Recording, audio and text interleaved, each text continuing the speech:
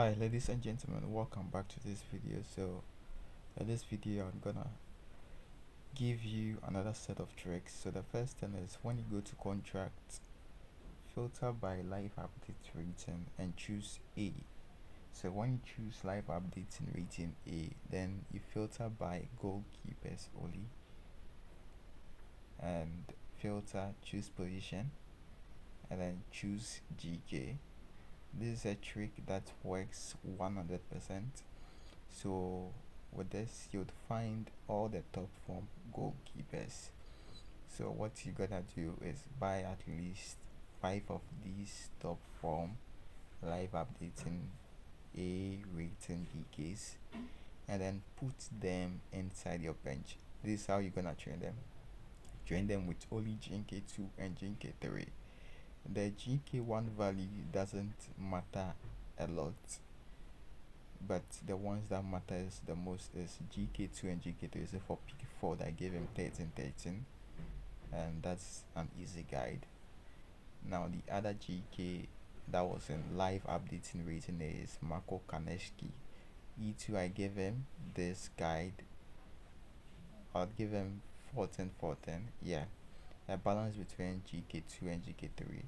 GK1 doesn't matter at all, so this is also another GK that is in top form, also 13. So you basically apply this strategy to all the top form goalkeepers, even the one you already have. And this is Lucas Fabianski 13.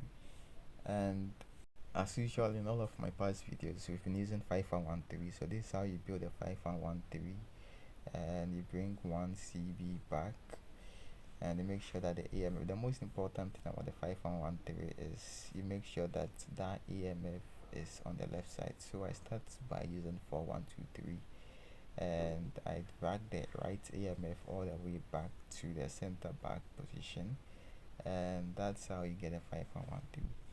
So as you can see, I've placed all the live updates and rating A goalkeepers in my bench, and it keeps changing every week, so it's important to check with this every week. For the center backs, you can also use the live update rating A strategy and use all of those important players as your center backs. I think it makes a difference in the center back perspective. If they are on form, they are gonna perform very well for you. So try and search the players you already have, see which ones are in live updating rating A. This means that there is a high likelihood of them being in blue form whenever you have a match. So that is a very easy trick and strategy to apply, but most importantly, it really works for the goalkeepers. The reason it works for goalkeepers is that when the goalkeeper has a blue that is an excellent form, is going to pick the right motions when is trying to catch the ball. But if he doesn't have a blue form, he's going to struggle to save certain balls because it's not on form. So this is one strategy you should know. Another thing I've come to notice is when playing division matches, if it take too long, your opponent might end up, rage quit, and like this match I just got a free win because I decided to keep long, and yeah, voila, you won.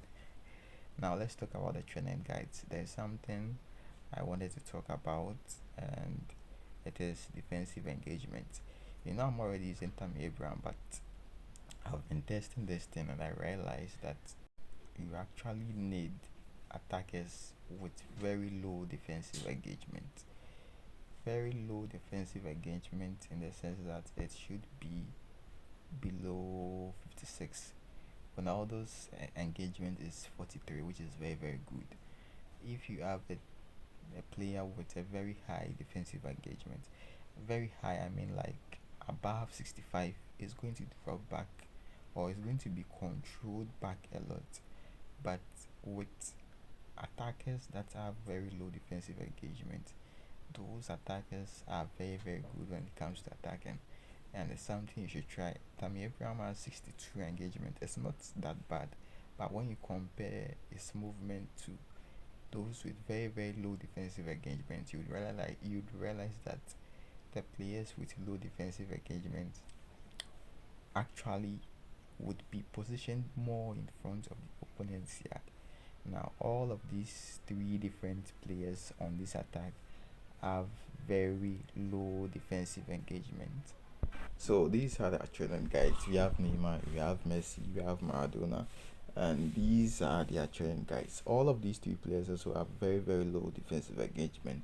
You can also try to have these three set of players. And for the training guide, I train them mostly the same way and with progression points, Neymar finishing, and some physical contact. Physical contact because of how I defend.